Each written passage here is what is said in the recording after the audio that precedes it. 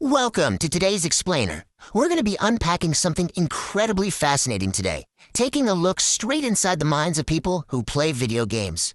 We're going to completely strip away all those tired old assumptions and uncover the hidden psychological truth about why a virtual world so often feels much safer and honestly way more rewarding than the real one. Okay, let's dive into this. Society looks at you sitting in a dark room, staring at a screen for hours, and immediately makes this brutal, judgmental assumption.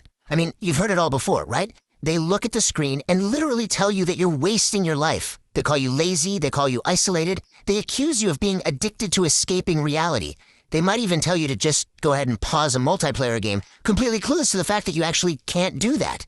To the outside world, they look at your hobby and see absolutely nothing but a childish distraction. But I want you to really think about this for a second. What if they have it completely 100% backwards? What if you aren't escaping reality because you're weak or because you lack drive? What if it's actually because you've consciously realized that the real-world psychological reward system is fundamentally completely broken? Section 1. A broken reward system and the illusion of fairness. And this brilliantly illustrates the core of the problem. The real world is deeply and often painfully unfair. You can study for years, work yourself to absolute exhaustion, do literally everything right and still completely fail. You get overlooked, rejected, or just struck by completely random bad luck. Out here, effort does not always equal reward. But in a video game, the universe makes sense. If you put in the time to grind, you're gonna level up. Defeat the boss, you get the loot. It's honestly one of the only places left where hard work is undeniably guaranteed to pay off. I really want you to absorb this point. When you're pouring hours into a game, you aren't just addicted to some flashing pixels on a screen. You are starved for a fair universe. You're seeking out a space where the rules apply equally to everyone, and where your direct effort actually gives you a direct, tangible result. Framing it like that, it's a completely logical pursuit of fairness, isn't it? Moving into part 2, the sanctuary of control, finding order in the chaos.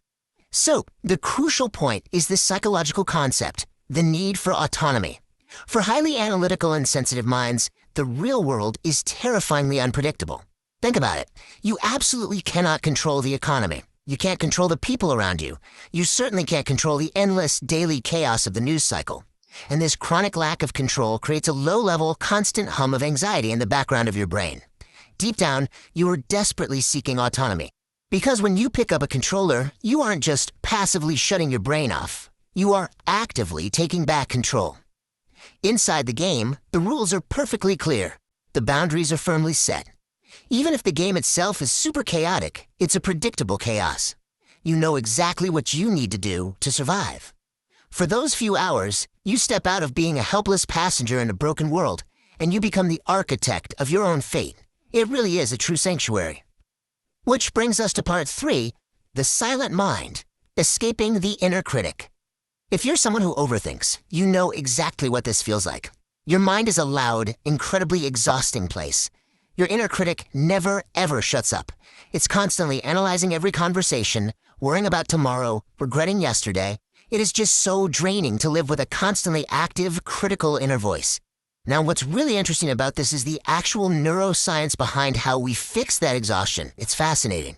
When you're fully immersed in a complex game, facing a genuinely difficult challenge, your brain enters what psychologists call the flow state. In this state of extreme hyperfocus, the part of your brain responsible for self-doubt and anxiety literally shuts down. The game demands so much cognitive processing power from you that there is simply no room left for the inner critic to speak.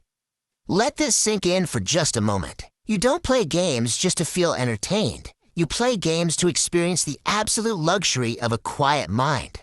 And finally, part 4, protecting your peace, the ultimate validation. If you're watching this right now, and you're just exhausted from being made to feel guilty for finding peace inside a digital world, I need you to hear this statement loud and clear. You are not wasting your time. We live in a society that demands you constantly produce, constantly compete, and basically suffer through broken, unfair systems without a single complaint. In that context, finding a digital space where you actually feel competent, where you're in control, and where you're at peace, that's not a weakness at all. It's a highly effective survival strategy. It is a completely valid tool for effectively regulating your own mind when the pressure just becomes too much. Let's see how this builds into the social double standards we see everywhere. On one hand, we have valid psychological regulation through complex problem solving in video games. On the other hand, society openly, happily accepts mindless numbing, like endless doom scrolling on social media or binge-watching hours of reality TV. Please, do not let people who numb themselves with passive activities judge how you actively choose to regulate your own mind. So this brings us to our final and definitely most important takeaway. Protect your sanctuary. The digital world is a valid, incredibly necessary psychological retreat. It gives you fairness, it gives you autonomy, and it gives you a quiet mind. And honestly, that is something absolutely worth defending. I want to leave you with a question today to think about. And please let me know in the comments down below. What is that one specific game that always feels like a safe mental retreat for you when the real world just gets too loud? I really can't wait to read your answers on this one. Thank you so much for joining me for today's explainer, and remember to quietly move forward.